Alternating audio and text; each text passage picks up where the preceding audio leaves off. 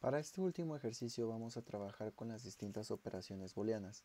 Estas operaciones booleanas solo funcionan exclusivamente con grupos sólidos, justo como los que tenemos en nuestro ejercicio. Los grupos sólidos tienen la característica de que son exclusivamente grupos que tienen únicamente trazos y aristas y caras que dan hacia afuera construyendo un sólido. Es decir, que no tienen ninguna intersección de ningún tipo y no tienen ninguna deformación o modificación en su interior que haga que objetos como líneas y planos se encuentren dentro de ellos. Estos son los más factibles para llevar a una impresión 3D y son los más fáciles de despiezar. De hecho, esta es la única manera en que nosotros podemos ocupar las operaciones booleanas. De lo contrario, no va a ser posible. Yo te invito a que tomes algunos de estos sólidos para hacer este ejercicio, porque si bien los ejercicios que están puestos en para digamos que hacer el follow-up son cubos, que los puedes hacer con cubos, es interesante que veas qué sucede cuando los ocupas con otro tipo de sólidos más allá de los cubos. De todas maneras, este ejercicio se te va a quedar como archivo de referencia en caso de que quieras recordar algo con los cubos. Cuando tengas tus dos grupos seleccionados, lo que vamos a hacer es que los vamos a cruzar. Es decir, voy a tomarlos de algún punto para que tengan una especie de cruce entre sí mismos, como el que tenemos aquí en pantalla. Una vez que lo tengas intersecado, lo que vamos a proceder a hacer es trabajar con el ejercicio de los booleanos. Estos los vas a encontrar en nuestras herramientas sólidas que se van a encontrar aquí, donde dice Solid Tools. Estas herramientas, cuando están activadas, vas a encontrar que son estas que se encuentran aquí en la esquina. Probablemente a ti te aparezcan en otro lugar, pero son estos cubos que tienen distintas funciones que lo que tienen como propósito es explicarte cómo funcionan cada una de estas. Vamos a tener la intersección, la unión, la sustracción, el trim y el split. Estos los vamos a ocupar exclusivamente, y lo repito nuevamente, solo con sólidos, grupos sólidos, como los vemos aquí en pantalla. Aquí dice grupo sólido. Si tu grupo no es sólido, no va a funcionar. Esta es mi tercera advertencia. Para poder ocupar estas herramientas, lo que vamos a hacer es que vamos a seleccionar ambas, ¿sí? Vamos a duplicarlas y vamos a hacer un array de estas mismas unas 5 veces.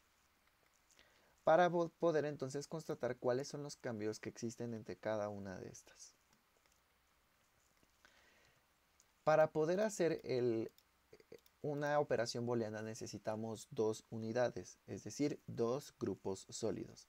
Vamos a seleccionar con la tecla del teclado Shift ambas, podemos dar clic a una, Shift y dar clic a la otra para seleccionar ambas. Y lo que vamos a hacer es que vamos a ocupar primero la intersección. La intersección, al darle clic en el botón, lo que me va a crear es justamente el espacio, me va a identificar el espacio donde está sucediendo este cruce entre ambos sólidos. La siguiente función que vamos a ocupar es la de unión.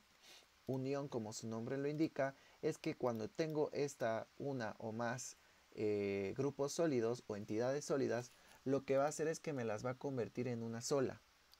Es decir, ya no voy a poder mover cada una por separado porque ya se unieron en una sola pieza. La tercera función es la sustracción. La sustracción funciona dependiendo del clic que yo haga. Es decir, el primer sólido que yo elija es el que va a ser sustraído. Es decir, voy a seleccionar primero esta pieza, Shift para seleccionar la otra, y cuando le doy sustraer, la pieza que elegí primero es la pieza que le sustrae a la segunda pieza y me deja entonces el sólido de la segunda pieza que quedó restada con la intersección que tenía. Podemos decir entonces que la intersección es el resultado del cruce de estos dos y por lo tanto caben una dentro de la otra. Caso inverso, yo elijo primero la de abajo y después la de arriba y le doy sustracción, la pieza que se va a sustraer va a ser la pieza que seleccioné que está arriba, que es la segunda.